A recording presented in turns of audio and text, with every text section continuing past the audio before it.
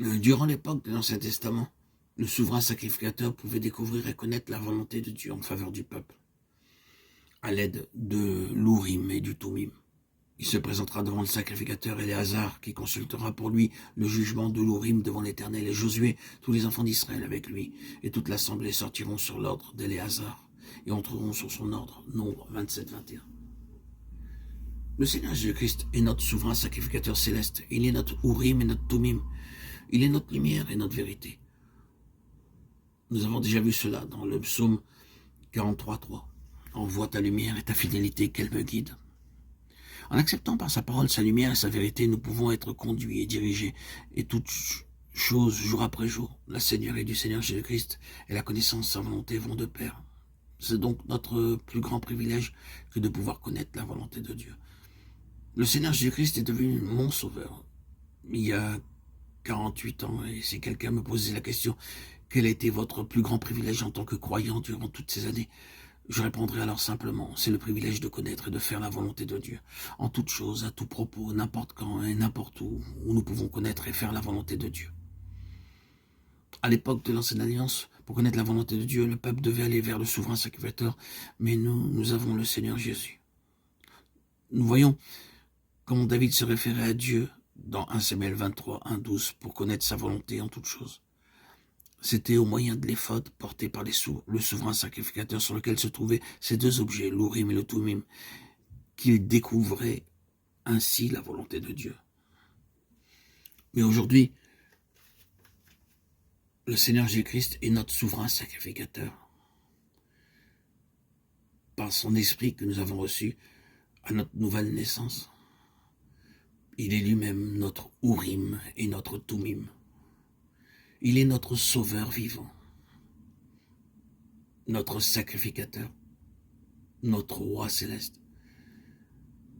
Il est ressuscité pour vivre en nous. Et maintenant, aujourd'hui, dès à présent, nous pouvons lui parler comme un homme parle à son ami. Seigneur, puis-je aller faire des courses, puis-je aller faire une promenade, puis-je aller faire telle ou telle visite, puis-je voir telle ou telle personne? Donne-moi un message pour quelqu'un, réponds à mes questions et solutionne mes problèmes. Frères et sœurs en Christ, bien-aimés, auditeurs, auditrices, chers amis, vous verrez que si vous ne connaissez pas continuellement cette purification par le sang précieux, vous n'aurez pas la même liberté pour poser des questions et recevoir des réponses en retour. Ce n'est qu'à cette seule condition et de cette seule façon que nous pouvons recevoir la connaissance de la volonté de Dieu pour tout détail. Plus tard, nous verrons combien il est important pour nous de connaître la volonté de Dieu pour toutes choses. Comme le dit l'apôtre Paul, c'est pourquoi ne soyez pas considérés, mais comprenez quelle est la volonté du Seigneur. Éphésiens 5:17. La volonté de Dieu, plus précisément notre capacité, notre faculté spirituelle de connaître et de faire la volonté de Dieu est vraiment le test et le critère de notre croissance spirituelle. Toutes les autres questions recevront automatiquement leur réponse. Que le Seigneur, frères et sœurs en Christ, nous aide à entendre sa voix, à comprendre sa volonté clairement. Qu'il puisse ouvrir notre ouïe, notre oreille spirituelle, nos yeux spirituellement, pour pouvoir discerner le bien du mal, discerner sa volonté et le suivre. Ne pas être aveuglé par les distractions de ce monde et ce que nous offre notre entourage.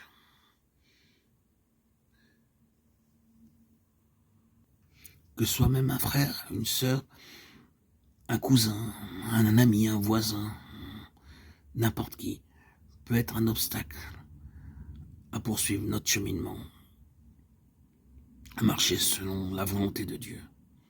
Soyons vigilants.